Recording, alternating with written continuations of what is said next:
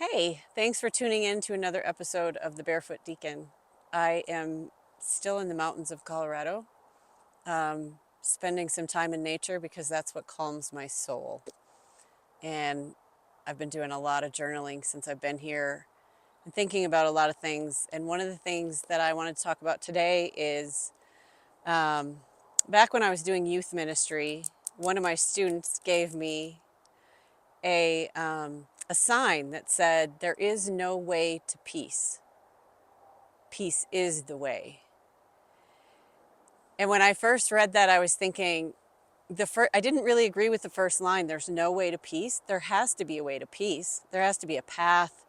Uh, you have to be able to teach it, acquire it, achieve it, gain it, purchase it, something. There has to be a way. But then when it says peace is the way, I get that. Jesus used to say that he is the way, the truth, and the life. And Lao Tzu also talked about the way in the Tao Te Ching. The Tao actually means the way.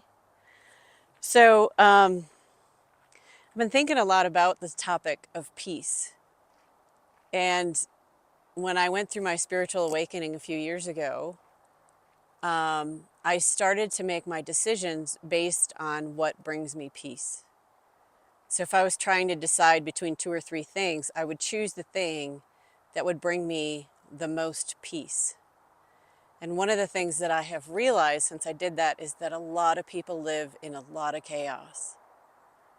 And there seems to be a lot of chaos in the world. And I think that's because the world as a whole, humanity as a whole, is just a reflection of the inner workings of every human being on the planet.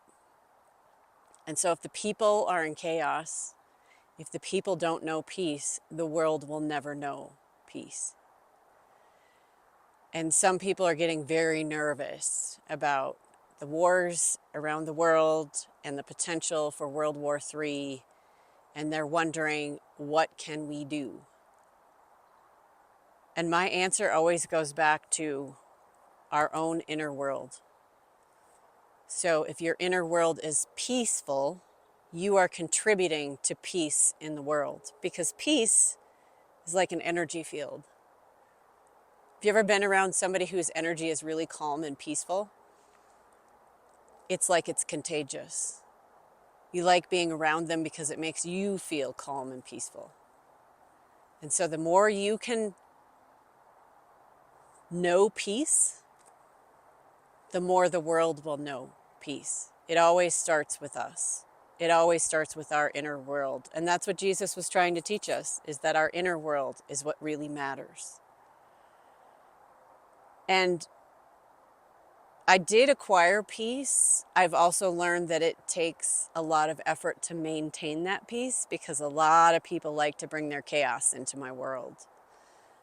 Watching too much social media, watching too much news really makes me feel chaotic and fearful, and that's not how I want to feel. But the thing is, you get to choose your feelings every day of your life, and you can choose peace every day.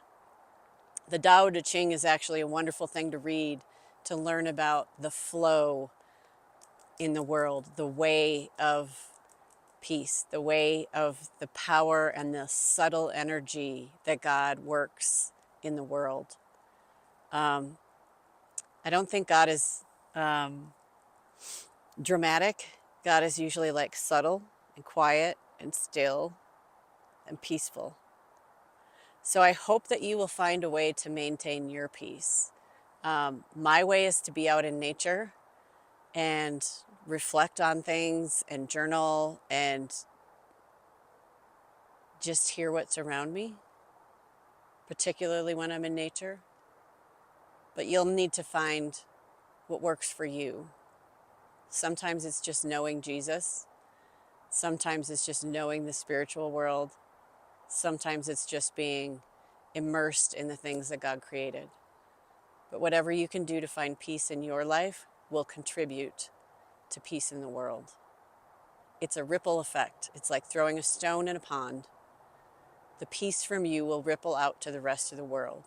And what we need is more people who know peace. So thank you for tuning in. If you know somebody who might be interested in peace, maybe send them this video. Subscribe to hear more, because we're going to continue to walk through this journey of finding our own inner peace. God bless you, and I'll see you next time. This is Deacon Kelly. I am the Barefoot Deacon, and I will see you next time.